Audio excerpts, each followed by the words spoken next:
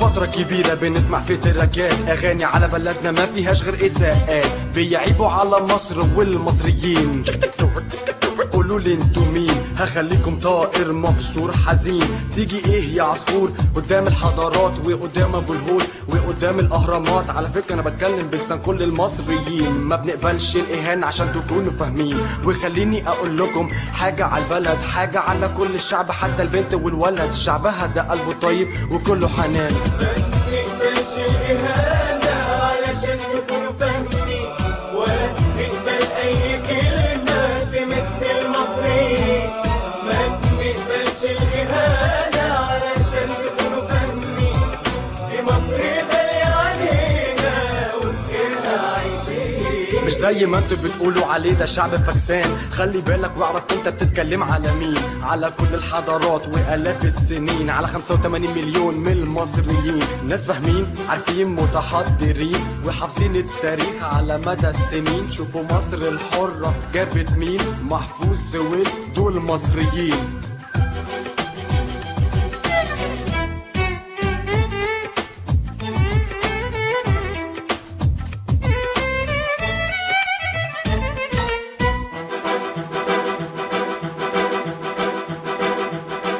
Now I'll talk by the local language of the world to let everybody know who I go for. People who've insulted my country before. That's why my lyrics is gonna be like a big sharp sword. Muslim and Christian religion, in God we trust. To be together in one power, that's a must. We all love each other here and we all care about the peace among the world, just to live in fair. Cause we're brothers, soldiers living to the end, staying here to fight, dying to defend. Trying to calm down and let us out of your mind. Love, peace, respect, Egypt sign. ما بنقبلش الإهانة علشان تكونوا فاهمين، ولا نقبل أي كلمة تمس المصريين.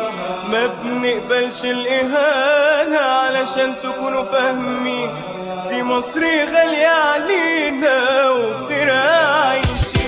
شعارنا واحد في الحياة وهو السلام، عمرنا ما أذينا أي حد بشر الكلام. استحملنا الإهانة وكتر الملام، كان علينا وعلى البلد وعلى كل الأديان. مش معنى إن إحنا مش بنرد نبقى إحنا خايفين، بس إحنا عاوزين نشوف أنتم آخركم فين.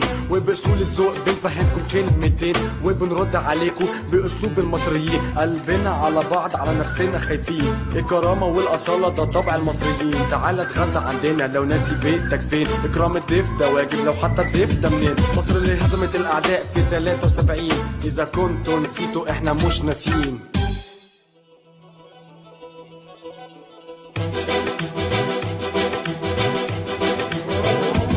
بقالنا فترة كبيرة بنسمع في تراكات أغاني على بلدنا ما فيهاش غير إساءات، بيعيبوا على مصر والمصريين.